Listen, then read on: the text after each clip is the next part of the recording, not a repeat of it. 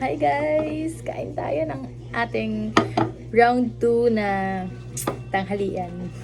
Na round 2 na kasi pangalawang kain. Ulang ko kanina, lumpiang Shanghai, niluto ni Luis, at ano ba, chicharong bulaklak. So, eto, hipon. Dilihan ako ng biyanan ko ng hipon. So, diba? Ang lalaki niya guys, para siyang, tiger, ganun. So, ginisa ko lang siya sa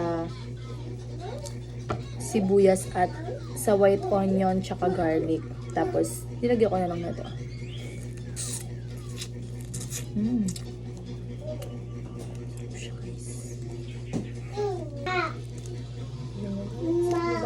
Laki niya guys, so.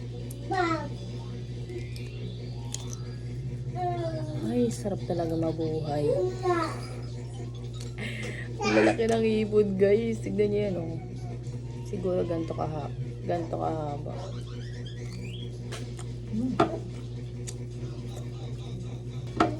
Papakain din pala ako. Laki, oh.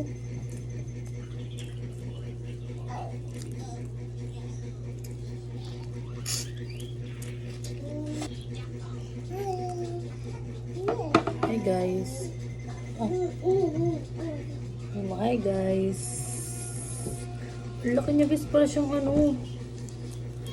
sugpo. Hindi ko kasi alam yung basta lahat ng hipon na malalaki. Ganun yung itsura niya guys.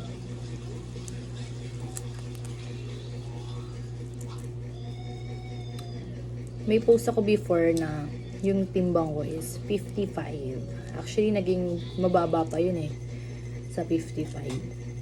Tapos mga ilang use ko guys, ngayong ngayong July, doon lang ako nagsipag kumain talaga na as in, literal na, parang 5 times a day, ako kung kumain, ganun. Siguro hindi lang 5. Grabe guys, as in, sobrang lakas ko kumain ngayon. Parang, di kami nauubusan ng stock, ganun.